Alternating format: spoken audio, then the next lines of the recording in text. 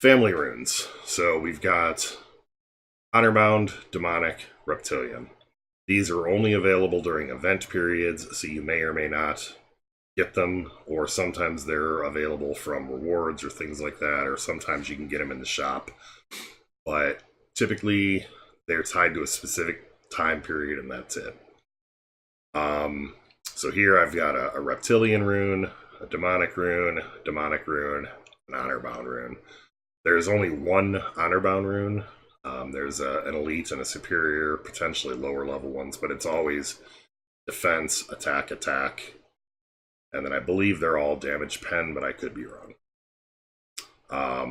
And for a yellow rune to have 722 defense, and then 800 or 796 attack is damn good.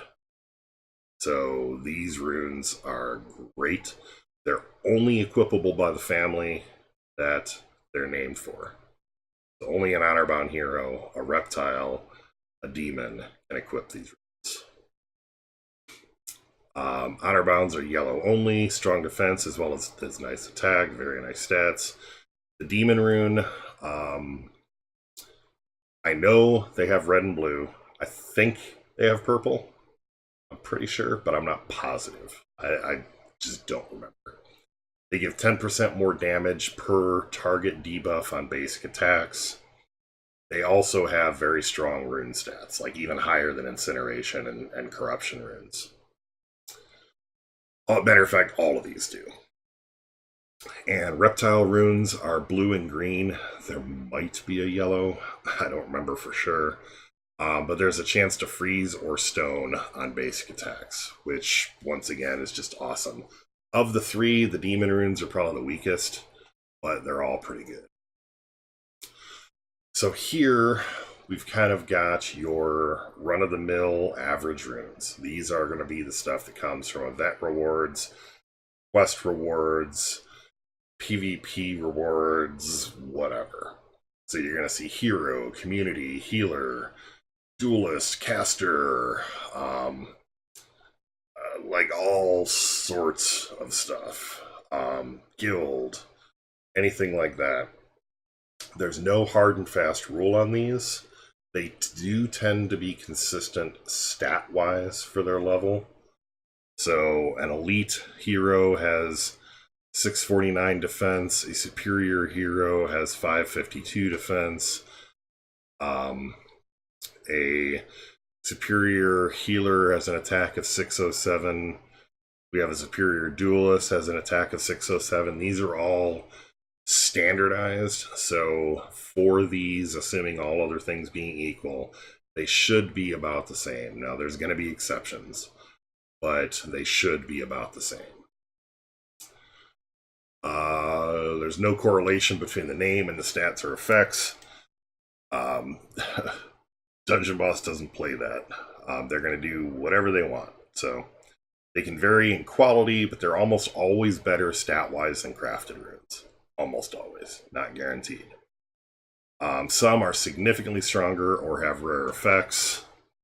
That's where you can get into. And I'll do I'm going to be doing a video on effects and things like that, so that'll come. But, yeah. Battle and Power, these are craftable runes. You can get some really, really nice battle or power runes in terms of stats. So, battle have attack, and crit, or attack, crit, and health. The red ones. So the purple ones are actually stronger than the red ones overall. The green ones also strong, attack, crit. But it's the red ones have the health, so they're kind of like meh. Power runes are going to be attack, crit, attack, crit.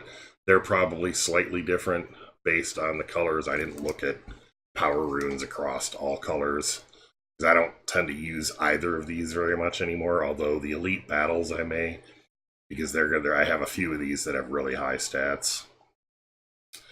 That's it.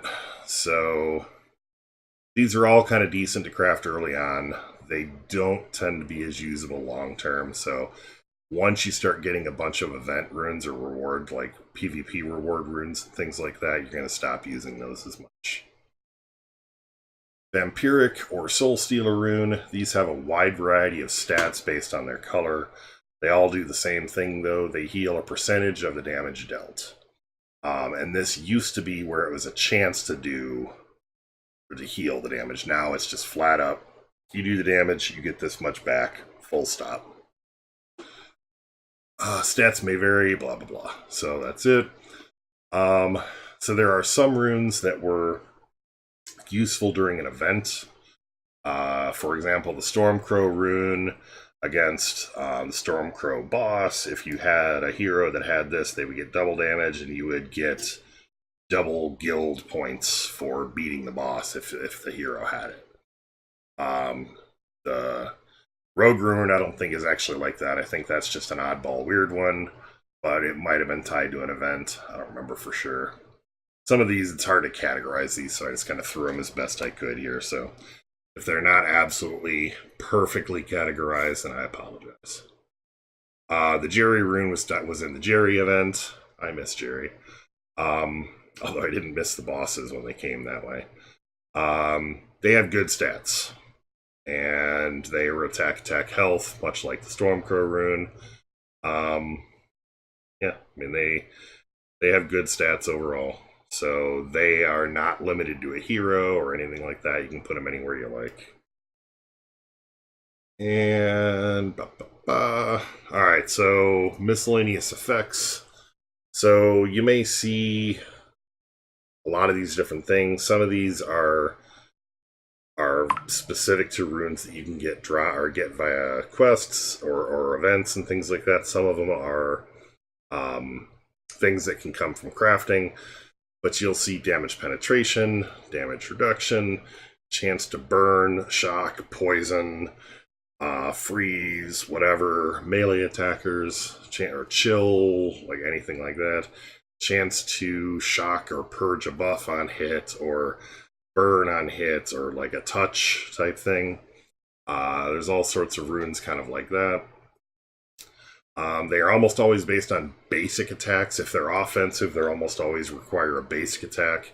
If they're defense, it typically requires a melee attack trigger. So if somebody shoots you with an arrow, your burning scan isn't going to burn them. DR and DP kind of counter each other. Damage resistance, damage penetration. I do not know if you can actually get into negative damage penetration. Thus, so say you have 50 points, 50% damage resistance, which is achievable. And you have, or say you only have 30% damage resistance total. And you have 50% damage penetration coming in. You have 20% more. I do not know if it can go beyond 0 damage penetration or damage resistance and actually give you a negative damage resistance, or if it's just directly counteracts it. I was hoping to find an answer. The only thing that I heard from one person, but I don't have a source on it, so I can't call it definitive, was that it just stops at 0. It can only counteract damage resistance. But I don't know. I don't know for sure. I looked all over the wiki, couldn't find any documentation on it, so your guess is as good as mine with that. And the rest of the runes like that tend to be explainable by their text. So, if you are watching this video, you're probably wondering, what about all these other runes that I can craft? So the vast majority of the runes that you can craft are garbage. Not in every circumstance, and not at every level, but I'm talking about at level 80. Most of the runes that you can craft are garbage. Doesn't mean you won't ever use them. Doesn't mean that there aren't certain cases where they're important. Focus runes, I'll still craft a focus rune if I need to put a bunch of skill on somebody to help them have an effect proc, or help improve healing, or things like that. So focus runes are more useful. Life runes are flat out garbage. Don't ever craft life runes.